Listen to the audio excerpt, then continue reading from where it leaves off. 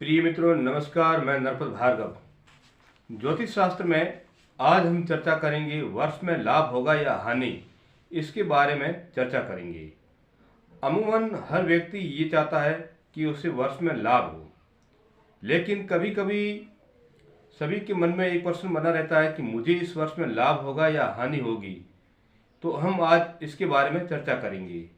पंचांग में एक पृष्ठ पर दिया जाता है और उसमें लिखा जाता है कि वर्ष में लाभ होगा या हानि, ये राशि के अनुसार देखा जाता है। तो आज हम इसके बारे में आपको बताएंगे कि वो किससे देखा जाता है और उसका किस प्रकार से विवरण दिया जाता है, उसके बारे में आज चर्चा करेंगे।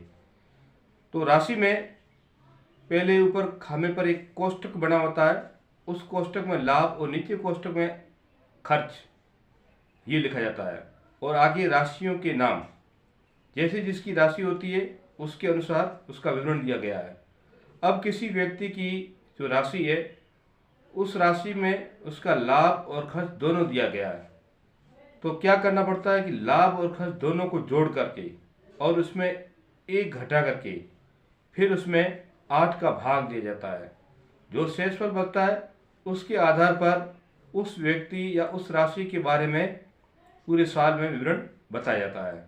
जैसे उदाहरण के तौर पर हम मेष राशि को लेते हैं, तो मेष राशि वाले व्यक्ति का इस वर्ष में लाभ होगा या खर्चा होगा।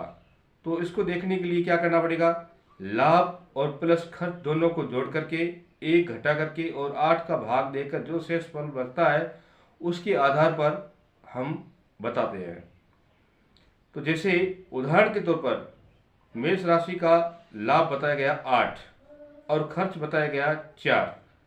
8 और 4 को जोड़ा तो 12 हुई।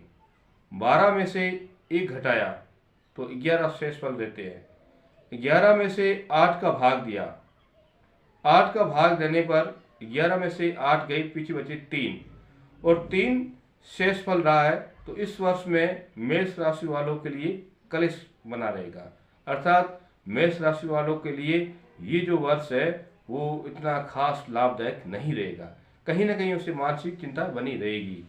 इसी प्रकार हम अन्य राशियों का भी देखते हैं। तो इन सभी का देखने के लिए इस प्रकार लाभ और खर्च दोनों को जोड़ करके और उनमें से एक घटा करके और 8 का भाग देकर जो शेषफल बचता है उसके आधार पर उसका विवरण बताया जाता है। तो उदाहरण के तौर पर जैसे हमने मेष का बताया, इसी प्रकार सभी राशियों का बताया जाता है।